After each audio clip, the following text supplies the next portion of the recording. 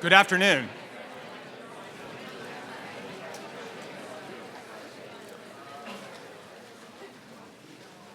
I guess it's the busy time of year is why we couldn't get much of an audience for this event, but thanks to all of you for joining us for today's Milbank Tweed Forum. It's really my pleasure to welcome you and to introduce our colleague, our teacher, Bryan Stevenson. Bryan, of course, needs no introduction, but he'll get a bit of a one from me anyway. He is nationally recognized as one of the country's most influential, most important, most insightful advocates for social justice and human rights in the criminal justice system. After graduating from Harvard Law School and the Harvard School of Government, Bryan's work with the Southern Center for Human Rights in Atlanta exposed him to people desperately needing legal assistance, whose cases routinely revealed a stark bias against the poor and against people of color.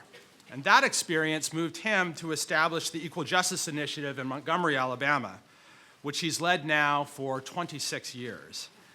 At EJI, Bryan and his colleagues represent death row inmates, juvenile offenders, people wrongly convicted or charged, poor people denied effective representation, and others whose trials are marked by racial bias or prosecutorial misconduct. And that is all in addition to Bryan's work here as a law teacher. At NYU, he shares his dedication to social justice with our students, which in turn inspires many of them as graduates to devote their careers to public service.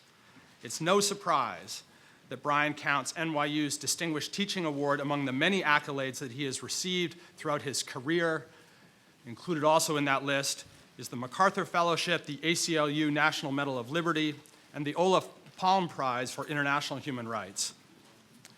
Under Bryan's leadership, students at his Equal Justice and Capital Defender Clinic are involved directly in a wide range of work, from capital representation to litigation and non-litigation efforts to achieve broad-based reforms by spotlighting the continuing effects of racial bigotry in the legal system and in society at large.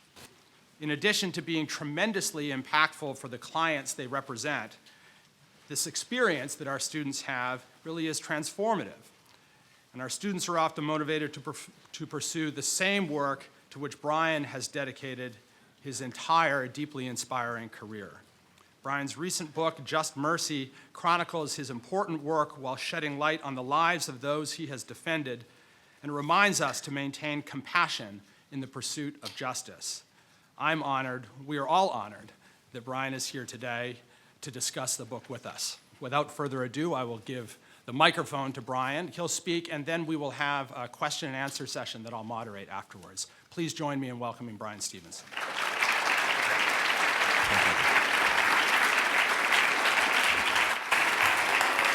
Thank you. Well, it's wonderful to be home talking about the book. Am I good? Okay. I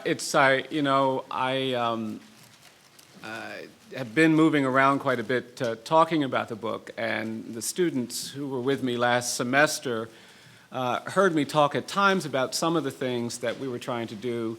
But for a very long time, I've been persuaded that if more people saw what I see on a regular basis, they would want change in this country. They would want reform. My interest as a teacher here at the law school is really getting students to look more carefully and look more closely at the spaces in this country that are filled with inequality, with injustice, with suffering, with misery, with abuse, with oppression. Because I think our study, our interest in law, is really compromised when we don't appreciate what the law can do to remedy inequality and injustice. We begin to kind of think about the choices that we have to make in a vacuum, and I want to change that. And so while I wrote the book, because I was trying to get a larger community of people who were not necessarily familiar with the way legal institutions function and work, to think more carefully about these issues. It's not disconnected from my own journey and from the journey that many of you are on as you study here at this law school. One of the great challenges about being in law school is that law schools have norms and values. We have a way of rewarding certain kinds of success and rewarding certain kinds of accomplishments. And there's nothing wrong with that, but oftentimes it can be really distorting. You can begin to think that the only thing that matters are the things that seem to matter to the institution writ large, or the things that seem to matter to the places where power within law seems to reside. And if you're not careful, you can spend your time in law school and just drift farther and farther away from the things that motivated you to want to be a lawyer in the first place. You can find yourself forgetting some of the things that you cared about when you decided to come to law school. I tell my students, I say, you know, don't take a law job before you graduate without going back and reading your pre-law admission law essay, your law school application essay, and just make sure that the person you are is not so foreign from the person you were that you need to have one of those moments. And in a lot of ways, this book represented for me a chance of doing something similar.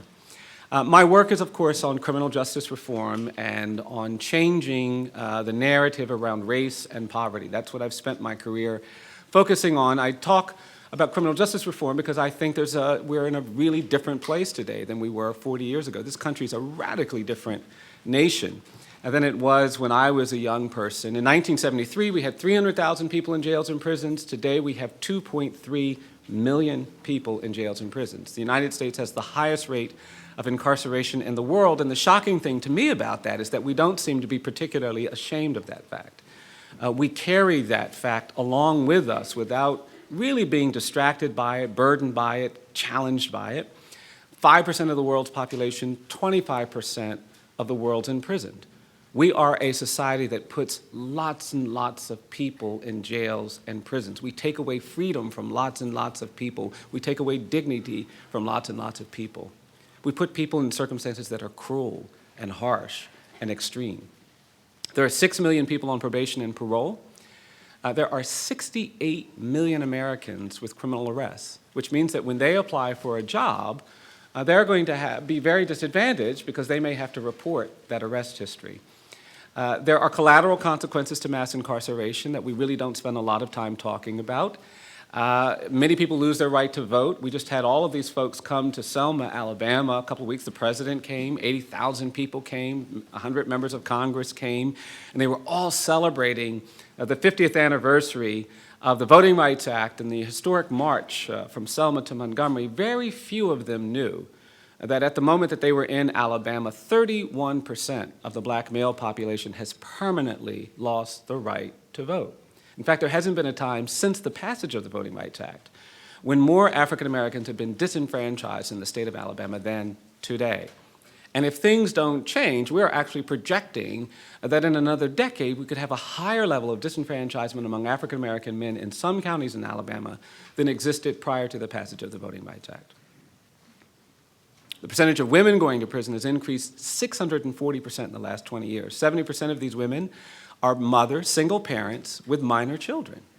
And what's happening to these children is being documented in ways that are quite distressing. And this phenomenon of mass incarceration and excessive punishment, in my judgment, has had huge consequences for the poor, for people of color, and for many sectors of American life. The Bureau of Justice now reports that 1 in 3 black male babies born in America is expected to go to jail or prison during his lifetime. 1 in 3. That was not true in the 20th century when you were born. It was not true in the 19th century. It's become true in the 21st century. It's your younger siblings and children that faced an even greater risk of incarceration than you did. And yet there's this silence. And so I wrote the book because I really wanted to kind of get people to think about 4 things, and that's what I'll spend my time talking to you about. I think anyone who is concerned about social justice, anyone who's concerned about human rights, anybody who wants to change the world, and I hope that being in law school doesn't mean that you don't want to change the world. I hope being in law school for a lot of you means that you're trying to gain the tools and the understanding necessary to change the world. It sounds a little kind of, ambitious. Yes, I get it. But I actually think we need to be saying to ourselves, I want to change the world. I want to create greater justice. I have these dreams and aspirations, but I think to do them, there are 4 things that I want to emphasize. I think the first thing is that you cannot change the world. You cannot create greater justice. You can't actually be someone whose life is animated by the things you care about unless you choose to get proximate to the things and the people you care about. If you're motivated to do something about the environment, you have to stay close to the places and spaces where environmental racism or environmental destruction is taking place. If you're concerned about doing something about poverty, then you've got to get close to the places where poverty is disrupting the lives and aspirations of too many people. If you're concerned about criminal justice reform, you've got to stay close to the communities and people whose lives have been undermined by incarceration. Proximity, I am persuaded, is essential. The reason why I love teaching at NYU is that our structure facilitates proximity through the clinical programs. I couldn't teach at a law school that wasn't prioritizing clinical education because for me, being in law school without finding a way to stay proximate to the things that you care about is a recipe for disaster. It means that you will graduate less prepared, less motivated, less engaged than you started. And that's not a good thing. Proximity is essential. And it doesn't matter that you've got lots of things to do in the classroom. You do. It doesn't matter that there are lots of things challenging you. You still have to find a way, I am persuaded, to stay proximate. I learned about the power of proximity as a child growing up. I grew up in a community where black kids could not go to the public schools. I started my education in a colored school. Lawyers came into our community in the mid-1960s, and they made the community open up the public schools for kids like me. They relied on Brown versus Board of Education, and even though it was 10 years after Brown, the schools didn't integrate until these lawyers came in. I never met them, I never saw them, but I heard about the lawyers who came into our community, the lawyers who chose to get proximate to kids like me. And that choice and that intervention, their decision to get proximate, changed my life. I got to go to high school. My dad couldn't go to high school. There were no black high schools in my county. Couldn't go to high school there. I got to go to high school. Because I got to go to high school, I got to go to college. I went to a small school in Pennsylvania and got to college, and it was the first time I'd left this poor, really rural area. And when I got to college, I thought I was in in heaven. It was just incredible. I was able to play sports. I grew up playing sports. I grew up in a very musical family, so I could do music. And it was this beautiful college campus, and everybody was sort of nice, and everything was relaxed. I thought college was really extraordinary. I wanted to stay in college the rest of my life. I was majoring in philosophy. I would tell my friends every now and then, I said, I'm going to go out on the beautiful hillside and sit by the riverbank, and I'm going to do some philosophy.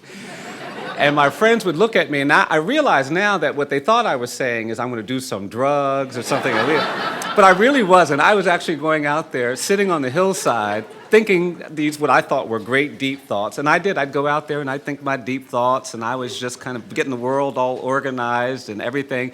And then one day during my senior year, somebody came up to me and they said, well, what are you going to do after you graduate from college? And I'd never really thought about that. It was a pretty hostile question, to be honest. And I started reflecting on the fact that nobody was going to pay me to philosophize when I graduated from college. So I panicked, and I didn't know what all of you know. I didn't know at the time that if you want to do graduate work at an American university, you actually have to know some things. I looked into graduate education into history and political science and English, and much to my shock, graduate schools in history, political science, and English need you to know something about history, political science, and English. I was very intimidated by that, and I kept searching frantically, and that's how I found law school. Because the truth is, you don't need to know anything to go to law school. You don't. And there's some people on our faculty who would prefer it if you came to law school and professed not to know anything. And I understand that kind of dynamic. But it was, for me at the time, really, really comforting. I said, well, I'm going to go to law school. Since you don't need to know anything, that's what I'll do. And found myself at Harvard Law School a few months later, sitting in a classroom after 2 months. And I remember the moment. I woke up one morning, I was sitting in class, and then I just stepped out and I thought to myself, I hate this. I did. I thought, this is miserable. I have made a terrible, terrible mistake. Because I went to law school because I was interested in racial justice. I was interested in doing something about poverty. I was interested in justice generally. And it didn't seem like anybody was talking about race. It didn't seem like anybody was talking about poverty. It didn't even seem like anybody was talking about justice. The language was just so coded and reinforced by these doctrines that didn't seem relevant to the things that made me want to go to law school. I said, you know what, I don't think I can be a lawyer. I'm going to leave the law school. I finished my first year and decided to go to the School of Government. And I went to Harvard School of Government to pursue a degree in public policy. And 2 months into that year, I remember that day very well, I woke up one morning and I thought to myself, wow, I'm even more miserable here than I was at the law. And so I decided to go back to the law school. I finished my year at the School of Government, went back to the law school, and I was really trying to reconcile myself to a life as a lawyer that I knew was not going to be fully affirming, that I knew was not going to be completely engaging. I could remember the debate where you were trying to say, well, you can do all these other things on the side, you can have this and you can have that. Your work life is going to be, but you can still make a way. And I was having that debate when I had a chance to take a course. This was before the time of clinical legal education. There were no clinics, there was none of that. But I took a course which was quite kind of creative and against the grain at its time, where the professor, Elizabeth Bartholet, allowed her students to spend the January term working with a human rights organization. And she actually sent us away. And she wouldn't say it at the time, but she was basically asking us to get proximate to something that we might care about. And so I went to Atlanta, Georgia, and worked with this group, then called the Southern Prisoners Defense Committee, that was providing legal services to people on death row, and it changed everything, everything. First of all, I found a community of lawyers who were deeply engaged by their work. They were people who were what I would call fully plugged in. They got up in the morning and they were animated by the work they were doing. They were deeply committed to it. They were worried about it. They were excited about it. They were challenged by it. Their lives were turned on in a way that I hadn't seen before. And after a week of that, I then was going to work, and the director came up to me and he said, well, we need you to go to death row and meet someone who we haven't had a chance to meet. Just tell him that he's not at risk of execution any time in the next year. And I got to the office the next day kind of excited about this trip to death row. I'd never been to death row before. And I said, well, which lawyer's coming with me? And they said, we don't have time to send a lawyer. We're sending you by yourself. And I was terrified. Got in the car, started driving down to death row, and I knew this man was going to be disappointed when he met me because I was just a law student. And I was trying to rehearse exactly what I was going to say to him. I thought, well, I should be as effective as I possibly can, even though I'm totally ignorant about the things I need to know. And I kept rehearsing what I was going to say, parked my car, went into the prison, and immediately was overwhelmed by the feeling in this prison. It was dark. I heard all of these bars clanging. It was menacing. The guards were very unfriendly. And they took me back to this small, dark room where I was going to meet with this condemned man. And I was so nervous and so worried. I kept pacing. And finally, they brought the man to the room. They opened the door, and there he stood. And my first image of him was that he was a man burdened with chains. I just remembered how chained he was. He had handcuffs on his wrists. He had a chain around his waist. He had shackles on his ankles. And I just remember how weighted down with chains he was. It took them 10 minutes to get the chains off of him. And eventually they got him free, and he walked into the room, and I was so nervous and I was so overwhelmed that when he walked up to me, I'd forgotten everything I rehearsed. I just said, I'm so sorry. I said, I'm just a law student. I don't know anything about the death penalty. I don't know anything about the appeals process. I don't know anything about criminal law. I don't know anything about criminal procedure. Can't answer probably any of your questions, but I can tell you that you're not at risk of execution anytime in the next year. And when I said that, the man said, wait, say that again. I said, you're not at risk of execution any time in the next year. And he grabbed my hands and he said, wait, say that again. He said, you're not at risk of execution any time. I said, you're not at risk of execution any time in the next year. And at that point, this man hugged me. He said, you are the first person I've talked to who's not a death row prisoner or a death row guard in the 2 years that I've been on death row. He said, I cannot tell you what it means to me to hear this. He said, I've been talking to my wife and kids over the phone, but I haven't let them visit because I was afraid they'd show up and I'd have an execution date, and I didn't want them to have to deal with that. He said, now I'm going to see my wife. Now I'm going to see my children. Thank you, thank you, thank you. And I was shocked that in my ignorance, I could be in a space and have that kind of impact on someone's hope dynamic, on somebody's quality of life.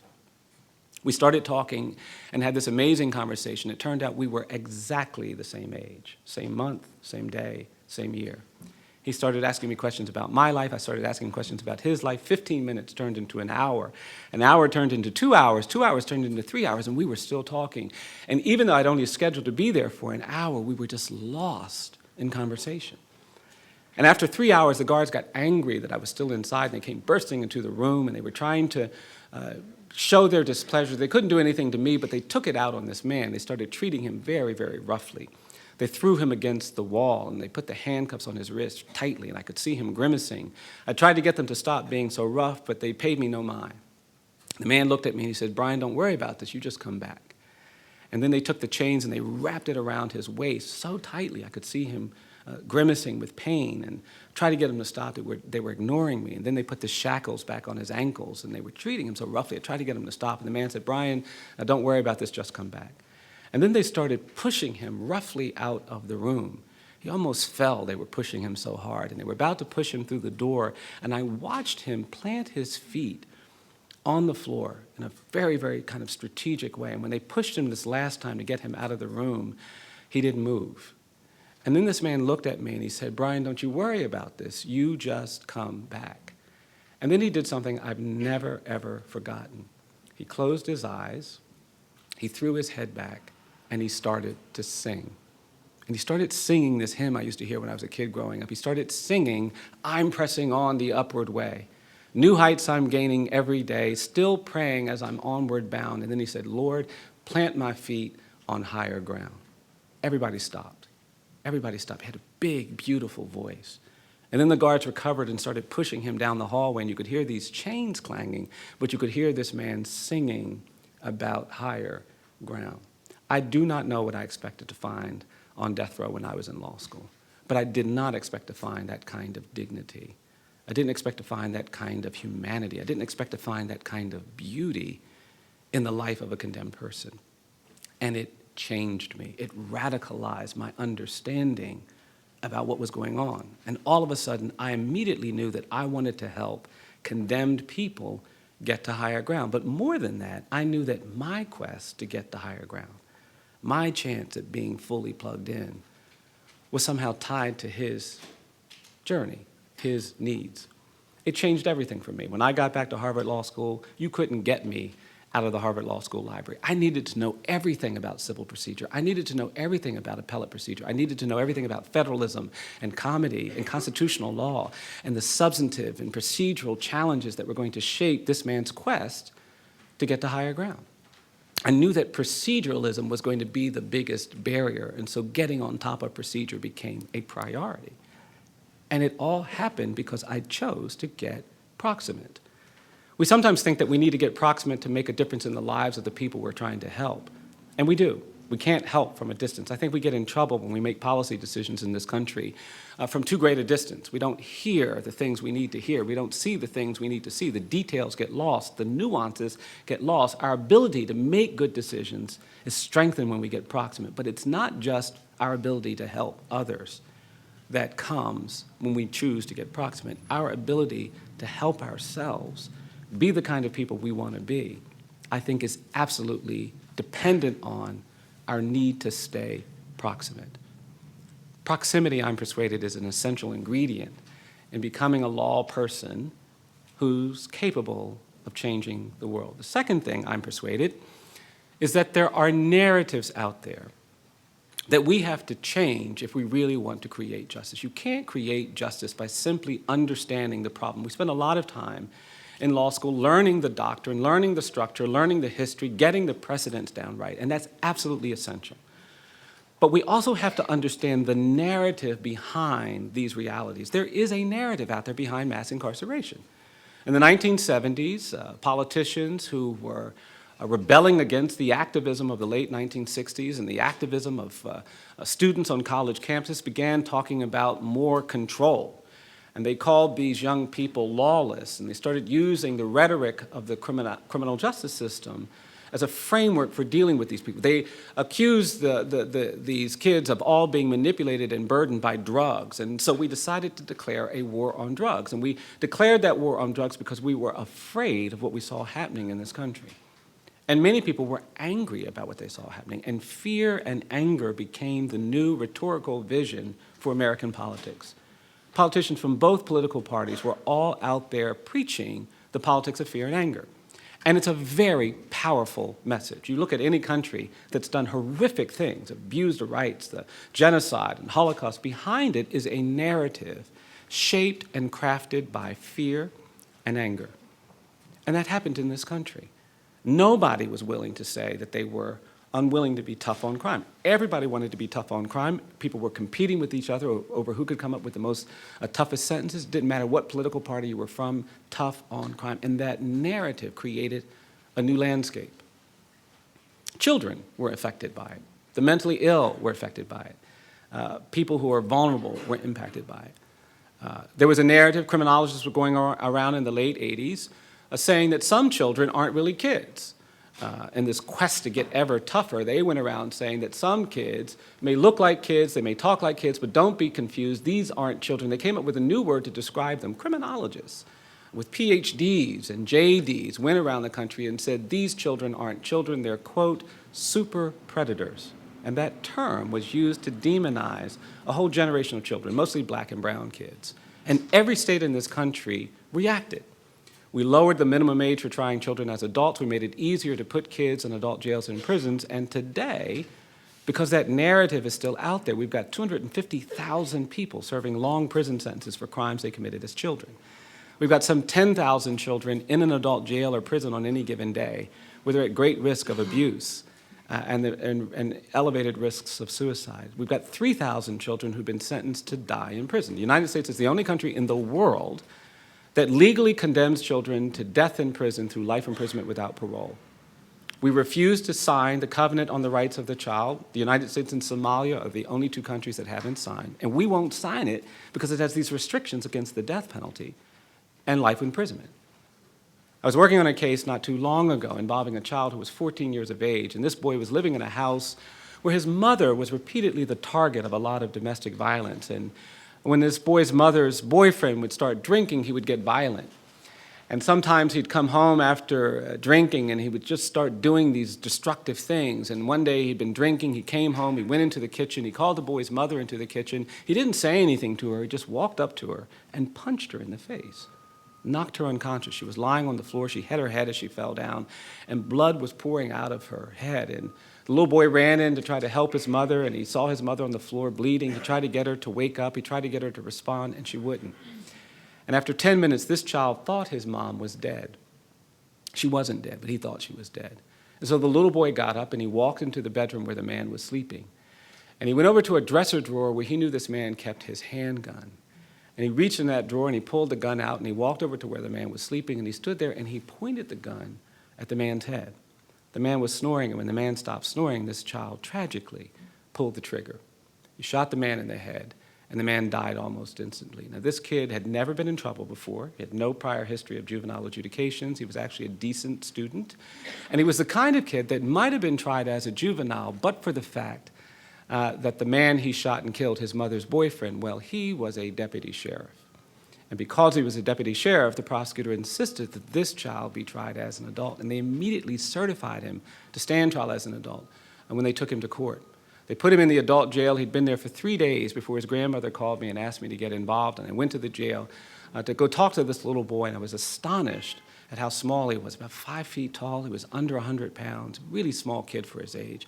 And he walked into the room, and he sat down. I started asking him questions, and he wouldn't say a word. One of those really difficult interviews that we sometimes talk about in our clinic, where I couldn't get him to say a word. He just kept staring at the wall. And finally, after 10 minutes, I put my pen down and I said, look, I can't help you if you don't talk to me. You got to talk to me. Come on. Wouldn't say anything. I got up, I walked around the table, I pulled my chair close to him, and I said, come on, I can't help you if you don't talk to me. You got to talk to me. He just kept staring at the wall. I didn't know what to do, and at some point, I decided to lean on him. I don't even know why. But I started leaning on him, and there was a moment where I felt him lean back. And when he leaned back, I put my arm around him, and I said, come on, you got to talk to me. I can't help you if you don't talk to me. And when I did that, I felt this little boy lean into me. And then he started to cry. And through his tears, he began talking to me not about what happened with his mom, not about what happened with the man, but he started talking to me about what had happened at the jail. He told me on the first night several men had hurt him. He told me on the next night he'd been raped by several people. He told me on the night before I had gotten there, so many people had hurt him, he couldn't remember how many there had been. And then this little boy started crying hysterically. And I held him while he cried hysterically for almost an hour. It took me an hour to get him to calm down. And then I said, don't worry, I'm going to come back. He was terrified that I would leave. I said, no, I'm going to come back. But when I left the jail, I asked myself, who is responsible for this? And I realized the answer is, we are. We've allowed a narrative to emerge in American society that has taught us that some kids aren't kids, that has persuaded us that we can ignore child status for people who have done the things that we think allows that to happen. I am persuaded that all children are children. And any country that begins to not protect its children, particularly its most vulnerable children, is a country that is at risk of creating tremendous injustice and suffering and misery. And that narrative has to change.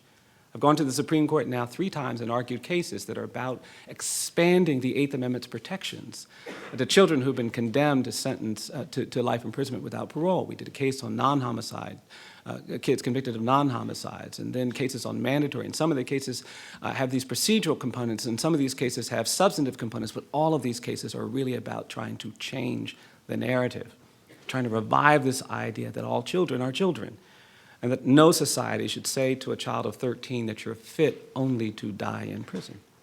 Changing narratives is important. And whether you're talking about the criminal justice system or children or the mentally disabled or religious minorities or sexual minorities, no matter what the issue, the narrative has to change. I'm trying to change the narrative about race. I think we've got a narrative in this country about racial difference that we have never, ever confronted. I think we are absolutely contaminated by our history of racial inequality. It infects everything we do. It doesn't take very much, even in spaces like NYU, for someone to say something or do something that creates distrust and doubt about our willingness to deal honestly with this history. We have been compromised by our failure to change the narrative. And so at our project and in my class, the racial justice law class, we spend a lot of time figuring out how to change the narrative. And we're actually talking about slavery. I'm spending a lot of time talking about slavery. People say, why are you talking about slavery? It's the 21st century. Well, I'm talking about slavery because we've never talked about the damage that was done in this country by enslavement. America wasn't like a lot of other countries that had slavery. There are countries all over the world that had slavery. People say, well, you know, they had slaves in Africa. They did. They had slaves in Europe, and they did. They had slaves in Asia. They did. But most of those countries were societies with slaves. We were something different in America. We became a slave society. We actually created a narrative of racial difference to legitimate our experience with slavery. We didn't want people to just be allowed to own other human beings. We wanted them to be allowed to own other human beings and still feel moral and Christian and just. And that meant we had to create a narrative about the differences between people who are black and people who are not. And that narrative of racial difference, that ideology of white supremacy, was never addressed. The great evil of American slavery for me was not involuntary servitude. It was not forced labor. It was this narrative of racial difference. And the 13th Amendment doesn't do anything about the narrative. The Emancipation Proclamation doesn't do anything about white supremacy. And because of that, I don't believe slavery ended in 1865. I think it just evolved. It turned into an era where this narrative of racial difference created continued suffering and oppression. We put people in jails and prisons during the convict leasing era. We lynched thousands of people. We just put out a report about lynching in America because we're trying to reshape and redefine the era between the end of Reconstruction and World War II as an era dominated by terrorism. And we use that word very purposely because for people of color in this country, their lives were shaped by terrorism. Lynchings weren't individual acts aimed at individuals. They weren't rogue crimes committed. They were acts of terror. And they traumatized millions of people of color. In 1900, 90-some% of the African-American population in this country lived in the South. In a few decades, millions had fled the South because they were fleeing this terror. And black people came to Chicago and Cleveland and Detroit and Boston and New York and Los Angeles and Oakland and came to these communities not as immigrants looking for new opportunities, but as refugees from terrorism. If you know anything about the needs of a refugee community, you know that there's this trauma that has to be addressed if you want that community to succeed, and we've never dealt with that. Older people come up to me sometimes and they say, Mr. Stevenson, I get so angry when I hear somebody on TV talking about how we're dealing with terrorism for the first time in American history after 9/11. They say, we grew up with terrorism. It provokes us, it bothers us when somebody doesn't acknowledge that history. So we need to change that narrative. We're talking about all of the lynchings. We put out this report. We've identified about 700 more lynchings of African Americans than had previously been identified. We've got a project. We want to put markers and monuments at every lynching site in America. In my class, we've been talking about the strategies that have to be developed to persuade people who are resistant to this history and to get them to understand we've got to do this. Even when we talk about civil rights in America, I don't think we've actually had a very honest conversation about that era. You know, just because it's been the 50th anniversary, I've just come back from Selma and all these places, and I'm a little worried, to be honest, because when I hear people say, talk about civil rights, it's just this wonderful celebration. You say the word civil rights, and everybody just starts applauding, and they smile, and everybody feels good. Everybody gets to celebrate. There are no qualifying questions you have to answer before you're allowed to celebrate civil rights. We had 100 congressional representatives come to Selma, several of whom will not vote for an expansion of the Voting Rights Act, because they don't think that that's related to being in Selma. And we are so superficial. I actually hear people talking about the civil rights movement, and it sounds like this 3-day carnival. On day 1, Rosa Parks didn't give up her seat on a bus. On day 2, Dr. King led a march on Washington. And on day 3, we just changed all these laws. And if that was our history, man, we are an amazing country. But that's not our history. Our history is that for decades, we humiliated people of color in this country. We humiliated them. For decades, we brutalized people of color. For decades, we marginalized people of color. For decades, we injured people of color. For decades, we reinforced this narrative of racial difference. For decades, we allowed this presumption of dangerousness and guilt to be assigned to every black and brown person we saw. For decades, we allowed a generation of white people to believe that they are better than other people because of their skin color. And that abuse we've never corrected. And so I think we actually have to change the narrative. We've got to commit ourselves to a process that's more like truth and reconciliation. We've got to tell the truth about American slavery. We've got to tell the truth about our experience with terrorism in America. We've got to tell the truth about what segregation has done to us. And we don't do it. I live in Alabama. You come to Alabama, and all you see is this rhetoric and narrative about how glorious mid-19th century life was. We've got 59 monuments and markers to the Confederacy in the city of Montgomery, 59. Our 2 largest high schools are Robert E. Lee High and Jefferson Davis High. They're both 99% black. Confederate Memorial Day is a state holiday. Jefferson Davis's birthday is a state holiday. We don't even have Martin Luther King Day in Alabama. We have Martin Luther King / Robert E. Lee Day. And this narrative has never been confronted. And so we decided to put up these markers in my street, in Montgomery, 122 Commerce Street, where our students come and work during the clinic, is in the heart of the most active slave trading space in America. Between 1850 and 1865, tens of thousands of enslaved people came to Montgomery, and we don't talk about it. So we've had to put up these markers and monuments trying to change that narrative. You go to South Africa, and people will tell you that the process of truth and reconciliation after apartheid was essential.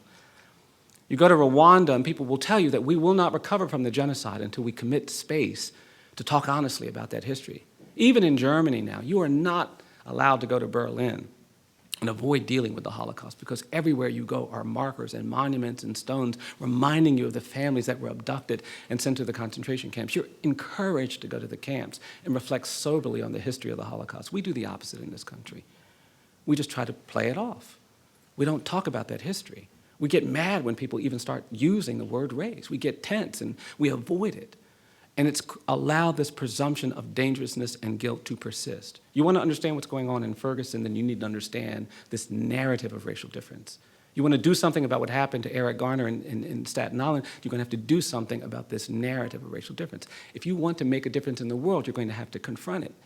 And for you students of color and people of color, don't think that your JD will insulate you from a presumption of dangerousness and guilt.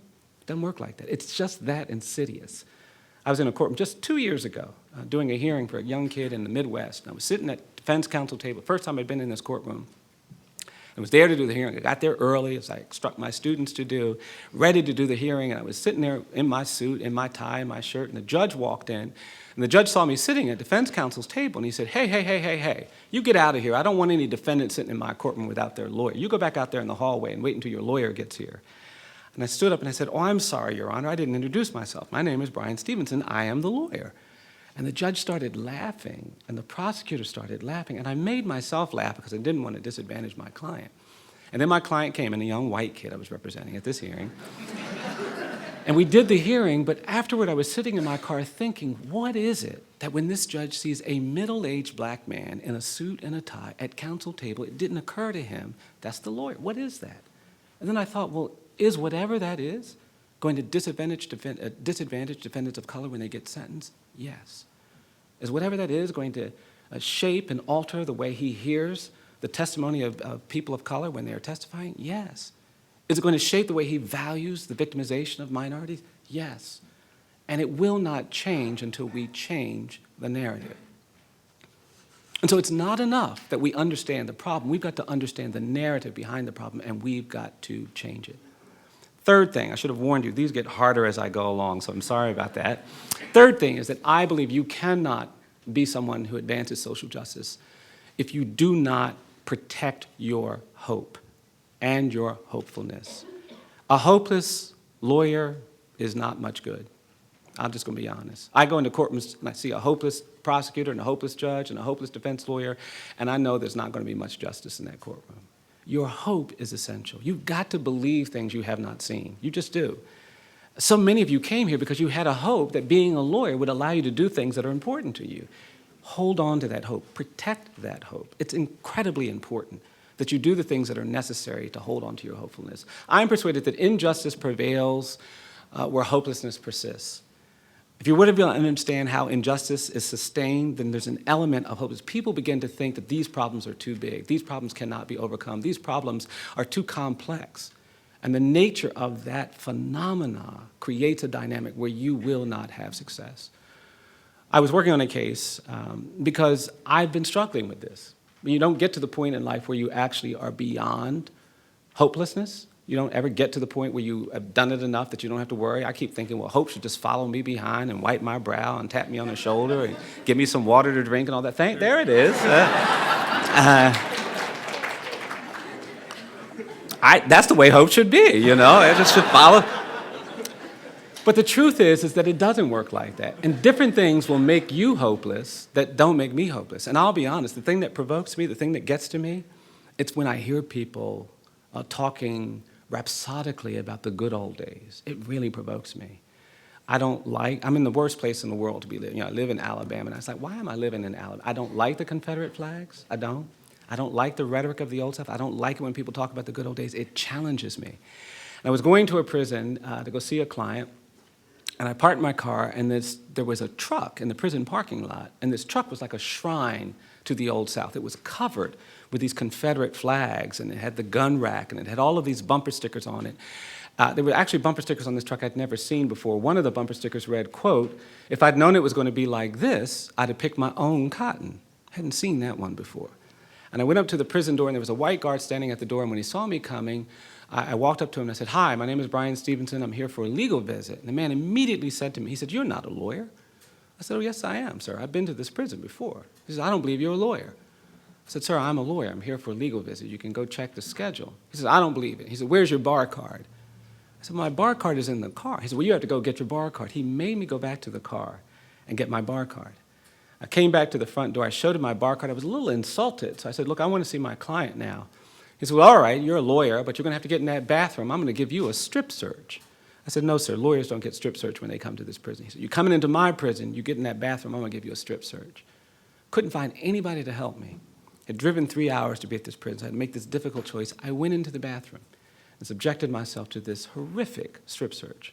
I came back out, was trying to recover some dignity. I said, "Look, I want to see my client now." And the man said, "Well, you've got to go back there and sign the book." I said, "Lawyers don't have to sign that book. Coming into my prison, you go back there and sign the book." And so I did. I went back and signed this book, and finally the man took me to the door, and he unlocked the door, and he allowed me to go into the visitation room. But before I did, he grabbed me by the arm, and he said, "Wait, let me ask you something." He said, "Did you see that truck out there with all those bumper stickers and flags?"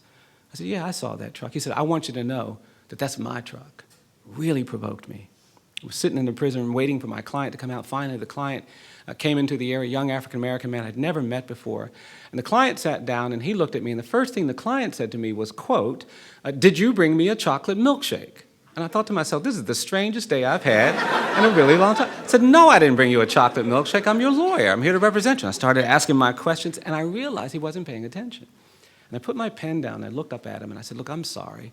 I didn't realize you wanted me to bring you a chocolate milkshake. Next time I come, if they let me, I'll bring you a chocolate milkshake." And this man smiled and smiled and smiled. He was deeply, deeply disabled, terribly abused and neglected as a child. Was in 29 foster homes by the time he was 10 years old. At the age of 13, he started showing symptoms of bipolar disorder, didn't have the money to get medical care, so he started using crack cocaine. By the age of 15, he was addicted to heroin, began showing symptoms of schizophrenia. By 16, he was a heroin addict, in florid schizophrenic, having schizophrenic episodes, and then he began having psychotic episodes. And by the time he was 18, he was homeless, in the middle of psychoses half the time. And age 19, he was having a psychotic episode, and in the midst of this episode, committed a horrific, brutal crime. Encountered a man and brutally stabbed this man to death. He was arrested, charged with capital murder, quickly convicted, and sentenced to death. The trial lasted a day and a half. I got the record. I read through the record. At no point in the record could I find the words mental health, mental disease, mental illness, mental disability. Terribly defended. And one of the great challenges that we need so many of you to help us address, regardless of whether you go to work with a big law firm or whether you go into defender work or whether you go into a prosecution law, we have a criminal justice system that treats you better if you're rich and guilty than if you're poor and innocent. And that is inconsistent with a country that wants to be governed by the rule of law. And we've got to change it. When we started working on the case, we got some great experts involved, and our experts were fantastic at documenting and deconstructing this man's disabilities. And we found some wonderful witnesses, and it was time to go to court months later, and I went to court and I had all of my experts ready to go, and I got to the courthouse, and who do I see inside the courthouse but that guard? Hadn't dealt with him since that first encounter. But he was the guard that had driven the man from the prison to the courthouse. And I went through my ritual with the client. I was always explaining to him why I couldn't get him a milkshake, and he would sometimes understand, but he was always kind of concerned about that. And then we had 3 good days of court. My experts did great, testified wonderfully. The witnesses did great. I was feeling really good. The judge seemed to be paying attention. I was hopeful about what we might achieve. And I decided to go see the client a month later, and I drove down to the prison, parked my car, and lo and behold, what do I see in the parking lot but that truck? And I decided I just didn't feel like dealing with that guy today. I didn't want to strip search that day. I didn't want to have to deal with all of that humiliation. I said, you know what, I'm just going to come back another day. Drove 3 hours. And I was walking back to my car, and I started remembering that song they used to sing when I was a little boy during the Civil Rights era. They used to sing this song, "Can't let nobody turn me around, turn me around, turn me around." And I felt really conflicted by that. And I said, you know what, I'm not supposed to just avoid this guy. And I got my bar card, and I said, I'm just going to go deal with him. And sure enough, I went up to the prison door, and there he was, standing at the door. And I walked up to him, and I said, "Hi, I'm here for a legal visit. Here's my bar card." And the man immediately said, "Hello, Mr. Stevenson, how are you?" He threw me. I said, "I'm fine." I said, "I'll go in the bathroom and get ready for your search." He said, "Oh, Mr. Stevenson, we're not going to do that today." I was really surprised. I said, "Okay, thank you." I said, "I'll go over here and sign the book." He said, "Mr. Stevenson, I saw you coming, and I signed you in." Completely threw me. I said, "Well, thank you." He said, "Yes, sir." And he walked me over to the door to let me into the visitation room, and I was standing there watching him try to unlock the door, but his hands started to shake. He could not get his hands still enough to put the key in the lock. And he was shaking, his hands were shaking so badly he couldn't unlock the door. And finally, he got the key in the lock, he unlocked the doors, and he looked up at me, and his face was red. I thought he was about to cry. He said, Mr. Stevenson, I have to say something." I said, "What's that?" He said, "Well, I just want you to know that I was in that courtroom, and I was listening." And then he shocked me. He said, "Mr. Stevenson, I grew up in the foster care system, too." He said, "I had it really bad." He said, "I didn't think anybody had it as bad as I did.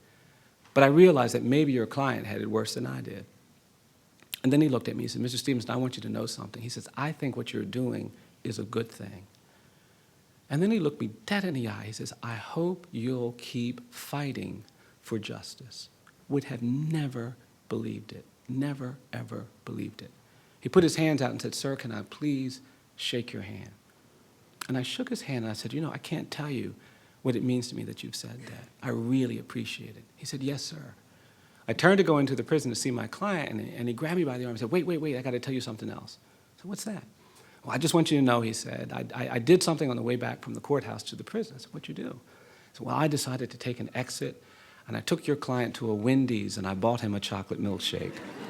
It's a really silly story, but it speaks to me about how important it is that we stay hopeful about what we can do. When you hear people saying, well, those people will never be able to do this, and those people can't do that, and this situation can't be this, and that problem is too complex, we need someone who's got the hope to say, that's not true. Sometimes being a world-changing lawyer, sometimes being a human rights lawyer, being a social justice lawyer, being a lawyer who can make a difference in the lives of people who need it means that you're going to have to be the person who stands when everybody else is sitting. You're going to have to be the person who speaks when everybody else is quiet. And it takes your hope to sometimes get you out the chair and get your voice to be active. Fourth and finally, and I did tell you they get harder, I don't believe we can change the world. I don't believe you can be lawyers who actually create greater justice and human rights unless you sometimes choose to do uncomfortable things. And I hate saying that, I do, because I know that we are all programmed to do what's comfortable. And I wish I didn't have to have this little part of the talk, but the truth is that we only get to justice when good people, talented people, smart people, motivated people choose to do things that are uncomfortable. I look at history and I don't see justice coming when people only do what's comfortable and convenient. The Civil Rights Movement was populated by people who chose to do something uncomfortable, who chose to do something inconvenient. It is the necessary step toward real transformation. And it's hard. You're all in law school, some of you have debts, you've got all these other challenges, you have families, you've got regional concerns, you have all these things that will make it uncomfortable to do some of the things that you want to do. But it is necessary if we're going to change the world. Don't get me wrong, I'm not against comfort, I'm not. I don't want you to think that. I like comfort too. You know, I was giving a talk down in Mississippi, I got off the plane, and people came to me at the airport, they said, oh, Mr. Stevenson, we know all about you, we've read about you, we know what kind of lawyer you are, we know what kind of person you are. And we're having our conference at the luxurious DoubleTree Hotel. And we decided that you wouldn't want to stay at the luxurious DoubleTree Hotel. We've called one of the farmers and asked them to put you up at the barn. And I looked at them and I said, what is wrong with you? Of course I want to stay at the luxurious DoubleTree Hotel. I like those chocolate chip cookies just like everybody else. That's not what I'm talking about. What I'm talking about is sometimes you have to do something uncomfortable because it's necessary. I've been representing people on death row for 30 years, and at times it's unbelievably uncomfortable. It's unbelievably distressing. It's unbelievably painful. Between 2009 and 2011, we had the highest execution rate in the world in the state of Alabama. We had 17 executions in a 30-month time period. And my staff of incredibly young lawyers, many NYU graduates. We have a law fellowship program here that the dean and the law school helps us sustain, where graduates come and work with us for 2 years, and the school helps pay those expenses. I got these wonderful community of beautiful young lawyers, and they were getting involved in these cases. We made a commitment to stand with every condemned person who didn't have a lawyer. There is no right to counsel for people on death row in this country. We've got people literally dying for legal assistance all over this country. And we started getting in these cases, but these executions were taking place, and my staff were getting beat down. They were. And I told them, I said, look, y'all take a break. I've done this longer. I'll take the next couple, and y'all just kind of recover. And I got involved in these cases, and I started working on a case of a man who was intellectually disabled. And our Constitution, Atkins versus Virginia, the court has banned the execution of people with intellectual disability. But we've also had something really insidious evolve in our legal jurisprudence. We are a country in the criminal justice context and in the death penalty context that prioritizes finality over fairness. We think it matters more that we get to final than we get to fair. And that's meant that even when you're dealing with someone who is unconstitutionally convicted or illegally sentenced, we will allow that conviction and sentence to be executed because it's too late, because it would disrupt finality. And I went to every court saying, this man has mental retardation, he's intellectually disabled, and we can't execute the people with intellectual disability. And each court said, too late, too late. You didn't preserve it at trial. You didn't raise it on appeal. You didn't present it in your first post-conviction. The claim is unexhausted. It's procedurally barred. Too late, too late, too late.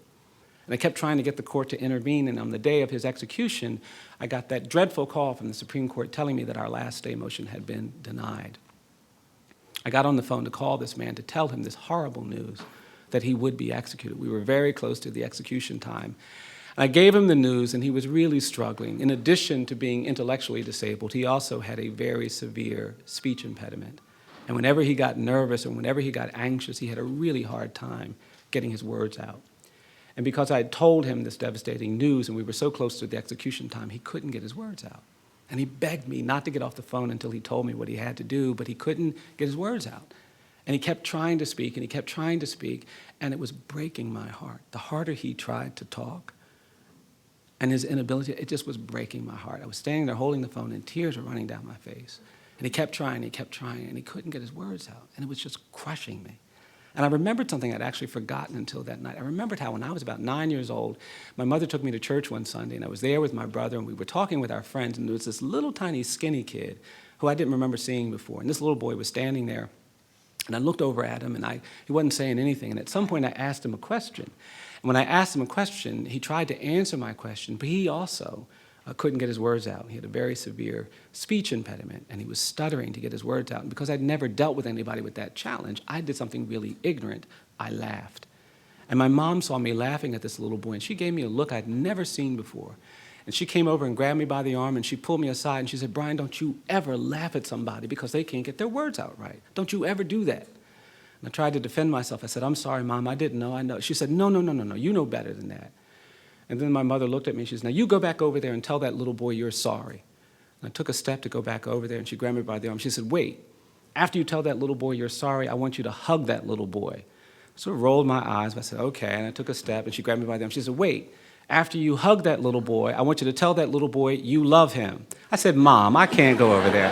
And she gave me that look again, so I said, "Okay," and I went over to this little boy, and I went up to him, and I said, "Look, man,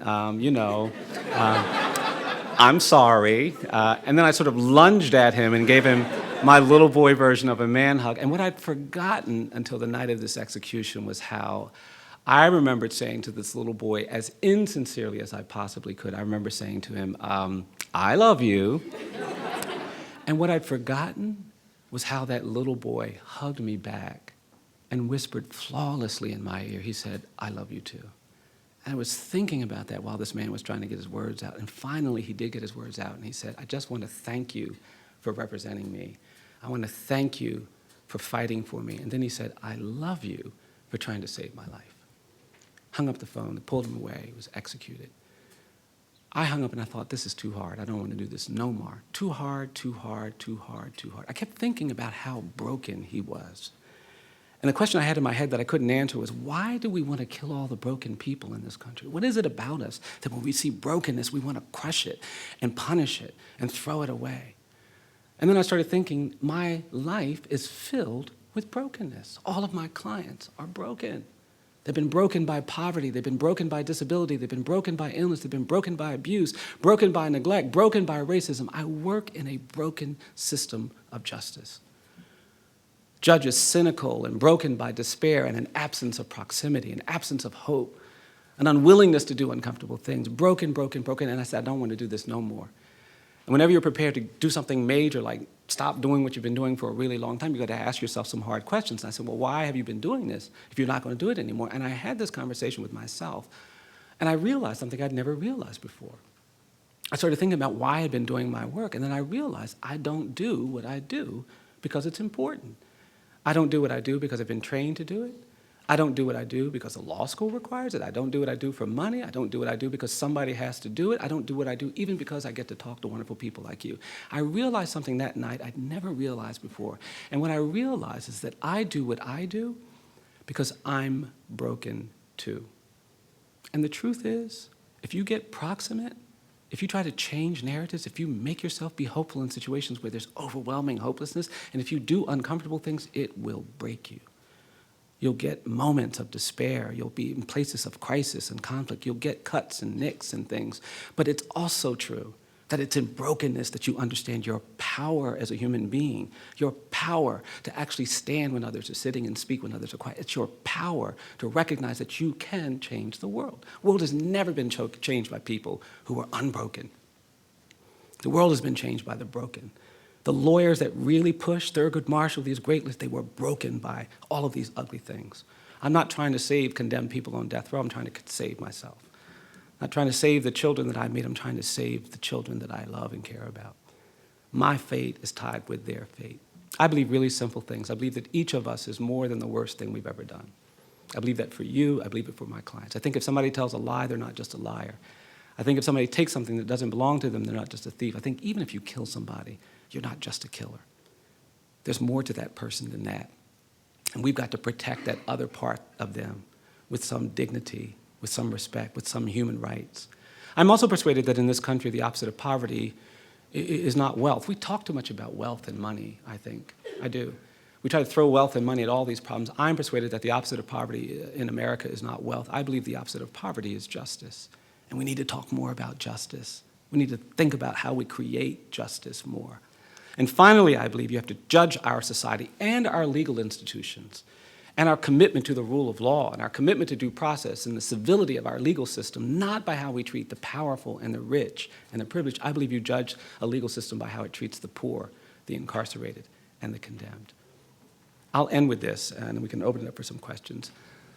There is another metric system that I want to invite you to consider as you move forward in your own legal careers. There are so many wonderful systems out there that are designed to let you know when you're doing well. We have grades here at the law school. We have journals that kind of affirm certain things. There are jobs out there that are very sought after. All these things will let you know you're doing well. But there's another metric system that I want to invite you to consider. I was giving a talk in a church down in West Alabama, and an older man came into the church in a wheelchair, and he was sitting in the back of the church just staring at me the whole time I was talking. He had this very angry look on his face. And I kept my talk going, but he was really distracting me because he was looking at me with such anger and such sternness. And I got through the talk, and people came up. They were very nice. Then when everybody else left, this man got a little boy to wheel him up to me. And he wheeled up to me in this church, and he got in front of me, and he put his hand up, and he said, "Do you know what you're doing?" And I didn't know how to respond. And he asked me again. He said, "Do you know what you're doing?" And I stepped back and I started mumbling something. I don't even remember what I started mumbling. And then he asked me again, he said, "Do you know what you're doing?" And then he looked at me, he says, "I'm going to tell you what you're doing." He says, "You're beating the drum for justice." And I was so moved. I was really moved. He says, "You're beating the drum for justice." He says, "You keep beating the drum for justice." And then he said, "Come here, come here, come here." And he grabbed me by my jacket. He pulled me into the wheelchair. He said, "I'm going to show you something." And he turned his head and he said, "You see this scar I have above my right ear?" He says, "I got that scar in Greene County, Alabama in 1963 trying to register people to vote." He turned his head, you see this cut I have down at the bottom of my neck?" He says, "I got that scar in Philadelphia, Mississippi during Freedom Summer."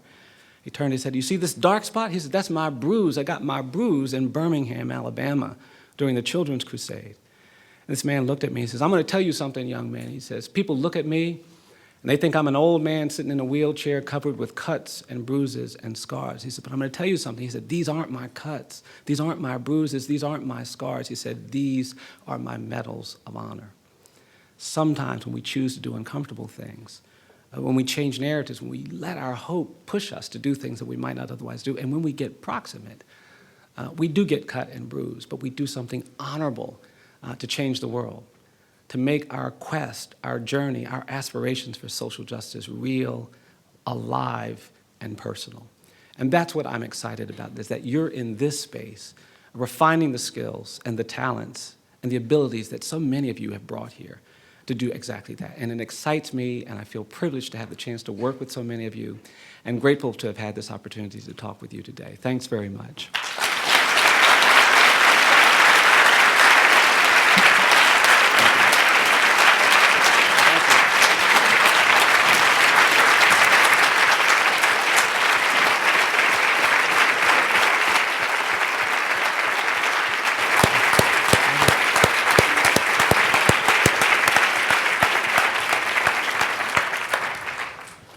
Wow. Well, I've been thinking who I would have to email to just cancel law school for the rest of the afternoon so we could sit here, and I'm going to keep thinking about that. I bet we have a lot of people in the audience to ask questions, and I want to turn the floor over to them quickly. And when that happens, I want to let you know we're going to have microphones to circulate. Please use those because we're recording the event. But Brian, let me just start with one question. What you said about changing narratives was so powerful, I thought. And you gave examples of how you and your work seek to change narratives in the courtroom, in your litigation work, and how especially recently you and your colleagues at EJI, through the lynching report and other work like that, are operating outside the courts. And as budding lawyers here in this room think about how they might use the skills they're sharpening here to change narratives, I thought it might be helpful for you to talk about how do you think about, even as a strategic matter, how do you think about that? How do you, when can the courts be the leading edge on changing a narrative, and what are the limitations there? And when do you have to go outside, and how does a lawyer find him or herself in that? Yeah, no, I think it's a great question. And one of the real points of priority for me in the classes that I teach is that I do think you've got to retain all of the skills you brought to law school. Because you're going to need to do legal writing, which is new, but there are also going to be times when you're going to have to do traditional research writing that's aimed at a different audience. You're going to have to talk to lawyers and judges, which is a particular kind of skill, but you're also going to have to talk to policymakers and decision makers and clients and other folks. And so I am persuaded that our ability to change things really does require being comfortable in the courtroom and outside the courtroom, talking about the issues that matter. The work we did on children was sort of, for me, a kind of the beginning of a model of a new way of trying to achieve reform. Nobody knew in 2006 that there were 13 and 14-year-old children sentenced to life with imprisonment without parole. Yeah. Very few. If you called around and said, do you have any 13-year-olds who've been sentenced to die in prison, every state in the country would have said no. But in fact, they were there. And the first thing we had to do was actually do a report to just educate people about this issue. And it was a report that had lots of images, and we got that report circulated. Then we got the press to talk about this phenomenon, and then we started filing cases that were designed to take the most compelling cases and push the court to make a response. And then after that, we got to the Supreme Court. We knew that the Supreme Court was probably the institution that had the ability to most efficiently create relief. But if we'd started with a cert petition at the court, we would not have succeeded. And so you do have to be open to using all of the skills and tools and opportunities for changing the narrative that exist. When we put out our slavery report, we actually partnered with the film 12 Years a Slave. Because Hollywood has not been a very good medium or forum for truth-telling around a lot of these issues. But that was a film that we felt got it right, or got it closer to right. And we used the film with our report to create a space for people to engage more honestly with this issue. And I do think that's essential. On our lynching stuff, you know, litigation won't be the objective, right? But it will be part of what we use when we get into those spaces where people are saying, no, you can't put up these markers, you can't put up these monuments. And having the capacity to go to court, to force a conversation in a protected space is really going to be key to how that works. A lot of the things that we're trying to do in court, we may not win the case, but we can advance the narrative sometimes by creating a space where there are opportunities to say things that you can't say when you're dealing with a hostile community. And that's why I think having legal skills at this point in our history is such an exciting thing to have. You know, you're trying to protect the rights of people who are disfavored, who have no access, who don't get to get their perspectives heard, and you can effectuate that if you're prepared to use all these tools. That's terrific. Yeah. Questions?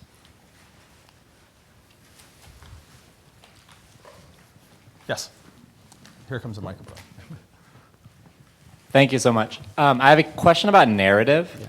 Michelle Alexander and others have described the mass incarceration problem as a new Jim Crow. And I read James Foreman Jr., I think in the NYU Law Review a couple years ago, critiqued that. And so there's kind of one idea of racism or mass incarcerations as a means of effectuating racism, and another that racism kind of exacerbates the mass incarceration problem, but it might be a little bit independent of that. I'm curious if you think that distinction is important to make, and if so, which side of the line you find more compelling? Yeah. Well, I actually think it's both of those things. I think that, without our legacy of racial inequality, we would not want to have the levels of incarceration that we have. I don't think it would have been acceptable to have the levels of incarceration that we have. So I absolutely see mass incarceration as a current manifestation of our failure to deal honestly with enslavement and lynching and segregation. And it doesn't mean that other people aren't victimized by it, right? It's not that its purpose is that, but it is a manifestation of that. And the fact that I go around, I give this, I tell people 1 in 3 black male children in this country are expected to go to jail or prison, and there's not mass rioting and revolt and change and demand, just kind of speaks to how we've acculturated ourselves into tolerating these problems. Everybody thinks, well, if I was living during the time of slavery, I would have been the world's greatest abolitionist. Everybody thinks, well, if I was living during the time of lynching, nobody would have been lynching because I would have been there to stop them. Or if I was living during the time of segregation, it would have ended 20 years earlier. Well, you're living at a time of mass incarceration, and we are comfortably situated in a space where we talk and tolerate and accept these realities. And so I do think that framing is important. But it's also true that we have made choices to criminalize and punish people for things that are not specifically about race. The choice to deal with drug dependency as a crime issue rather than a healthcare issue is about our ignorance about what's the best way to deal with drug dependency. Our choice to kind of bring in private forces to maintain high levels of incarceration.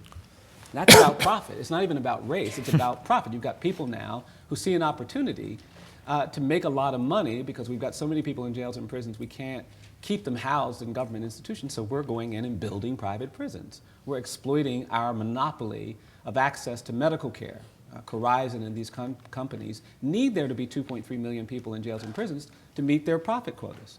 And so you've got a phenomenon that's exploiting this reality that isn't specifically tied to race, but it's basically exploiting the phenomena that has been sustained in advance. So to me, it's not helpful to kind of draw a line and sort of situate yourself in one of these spaces. I represent a lot of clients who are poor white people whose anguish and pain and suffering isn't diminished by the fact that they're not African American. And we're doing a lot of destructive things to communities in this country as a result of our policies. And there are lots of people, the statistic about 1 in 3 African Americans, the statistic for Latino baby boys is 1 in 6. It's truly, truly tragic. So I think for me, the labeling isn't as important as understanding the streams that are giving rise to this pool that is so polluted. And no question about it, the biggest contaminant in that pool is race and our failure to deal with our history of racial inequality. How about here? Yep. Hi. Is this on? Yeah. In the beginning of your book, you mentioned how Stephen Bright inspired you as you were on your way down to SBDC. Yeah. And when Stephen Bright was in this room back in November, he spoke of you as well. Yeah. It was clear that you guys share a very close kinship. Yeah. I was wondering how your kinship with him and other public defenders has helped you sustain this hope that you were talking about while the system was breaking you. Sure. Yeah, that's a great question. Yeah, when I graduated from law school, Steve offered me this extraordinary deal. He said, I will pay you $14,000 a year to come and work. And it's a little more than we can afford, but I'm going to do it for you. And I said, well, I graduated the very first year that any law school that I'm aware of did low-income protection. It was the very first year. And I kept thinking, well, gosh, $14,000 a year, $100,000 of law school debt, that doesn't seem like a very very hopeful future. But we started low-income protection and said, okay. But I knew that I couldn't really do much better than that. So I spent the first year and a half of my law practice sleeping on Steve Bright's couch in his one-bedroom duplex. It was a shotgun home in Grant Park, Atlanta. And so, yeah, it did mean a lot to me to see people modeling a kind of lawyering that was all in. And he did that, and some of the other lawyers that I worked with did that. And it happened to me when I got to Montgomery. I saw, and these were not just lawyers, these were people who had been active in the civil rights movement, and they just modeled a kind of engagement and a kind of relationship to the problems that we were talking about that was very, very influential. I talk about this in some of my other talks. Johnny Carr was the architect of the Montgomery bus boycott. And when I moved to Montgomery in 1989, Ms. Carr called me up. She said, Brian, I understand you're a young lawyer. and you've just moved to Montgomery. I said, yes, I am. She says, well, every now and then I'm going to call you up and I'm going to ask you to go someplace and speak. And sometimes I'm going to call you up and ask you to go someplace and listen. And when I call you up and ask you to do something, you're going to say, yes, ma'am. And so I said, yes, ma'am. And she's the person who connected me to Rosa Parks, who we used to spend time with and would go around with. And she's the person that wanted to make sure I knew what Fred Gray had done during the bus boycott and what Clifford Durr had done to represent Dr. King. And mostly what she was trying to do is to make sure that the models of advocacy and lawyering that I had in my head were the models of advocacy and lawyering that she thought were important. And that's why it is important to have opportunities to work with or study or evaluate those folks whose careers you want to emulate. There's nothing wrong with that. And that's why I don't mind talking about Steve and I don't mind talking about all the great people. I just did something with Fred Gray, who's still practicing, an amazing lawyer. And I think it's really important that we make that part of the choice that we give priority to when it comes to being proximate.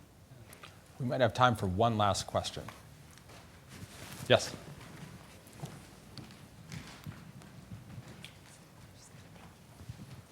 Hi, back to narrative. Yeah. Well, you said in answer to his question, like that some of the, like the for-profit prison system is not like consciously about race. And I think like the war on drugs, the for-profit, so if it's not consciously about race, it's not too low in the unconscious. Right. And I think, putting those systems in place, if people, it's kind of coded now that, these things aren't about race. We're not racist. We're against crime. We're against drug. We need these prisons because we have so many criminals.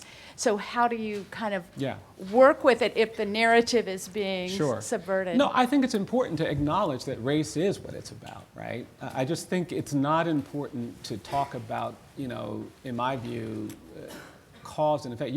For example, so the exploitation of African Americans has a very rich and detailed feature. Now what private prisons is doing is actually shifting. I think some of them are recognizing that the long-term prospects for continued prison growth are diminishing, so they need new supply. Right. And so what they're doing now is actually moving to issues of immigration. And what these private prison builders are constructing are places where undocumented people can be held for very long periods of time. And so now they have an interest in blocking immigration reform. Anything that's going to change the status of undocumented people who have been arrested and are being held for deportation is a threat to their new model.